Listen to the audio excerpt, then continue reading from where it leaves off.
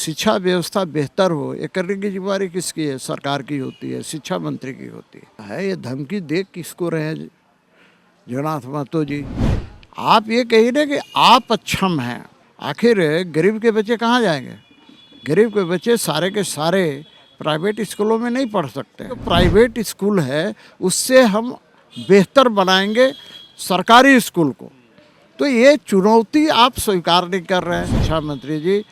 सरकार अक्षम हो सकती है, आप कम से कम अक्षम मत होइए। मुझे झारखंड के शिक्षा मंत्री जगन्नाथ महतो सरकारी स्कूल की शिक्षा व्यवस्था से संतुष्ट नहीं है और उन्होंने कहा कि अगर यही स्थिति रही तो राज्य के 42,000 स्कूलों को निजी हाथों में दे दिया जाएगा, यानी प्राइवेट हाथों में सरकारी स्कूल को दे दिया जाएगा। इसी शिक्षा मंत्री के बयान पर रिएक्शन लेने के लिए हम इस वक्त रांची के बीजेपी विधायक सीपी सिंह और पूर्व मंत्री भी रह चुके हैं सर, ये जो शिक्षा मंत्री बयान दिए हैं इसे आप कैसे देखते हैं? नहीं, देखिए मुझे समझ में नहीं आता है ये धमकी दे किसको रहे हैं जगन्नाथ महतो जी, माननीय शिक्षा मंत्री। आखिर आप शिक्षा मंत्री हैं और जो सरकारी स्कूल है तो उसको बेहतर करने का, शिक्षा व्यवस्था बेहतर हो, ये करने की जिम्मेदारी किसकी है? सरकार की होती है, शिक्षा मंत्री की होती है।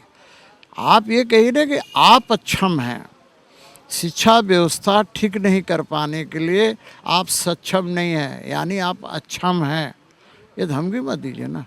आखिर गरीब के बच्चे कहाँ जाएंगे? गरीब के बच्चे सारे के सारे प्राइवेट स्कूलों में नहीं पढ़ सकते हैं।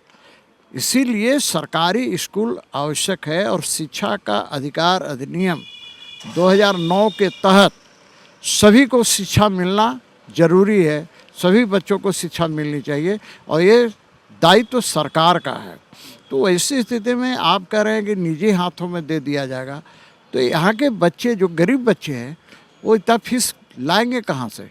इसलिए सरकारी स्कूल तो रहना ही चाहिए और उसमें सरकार को शिक्षा व्यवस्था ठीक करना चाहिए। उसके भवन है, उसकी रख रखाव, उसकी मरम्मती, साथ ही जो सरकारी शिक्षक है उस पर इतना अंकुश होना चाहिए कि वहाँ शिक्षा व्यवस्था बेहतर हो। और एक बात मैं और कहना चाहता हूँ, आप में तो ये चुनौती के रूप में लेना चाहिए था कि साहब जो प्राइवेट स्कूल है उससे हम बेहतर बनाएंगे सरकारी स्कूल को। तो ये चुनौती आप स्वीकार नहीं कर रहे हैं। आप कह रहे हैं कि साहब आप जो है सो दे देंगे निजी हाथों में। इसका मतलब आप अपने आप को ही अक्षम साबित करने का कोशिश कर रहे हैं।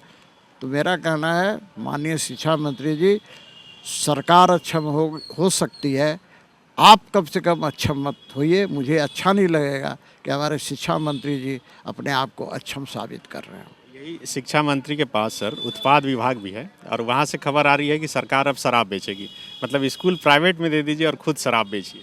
अब देखिए ये सरकार कुछ भी कर सकते हैं भैया, मैं बहुत ज़्यादा नहीं कहूँगा इस पर, लेकिन मैं इतना ज़रूर कहूँगा कि भैया मैं इसका विरोध करता हूँ।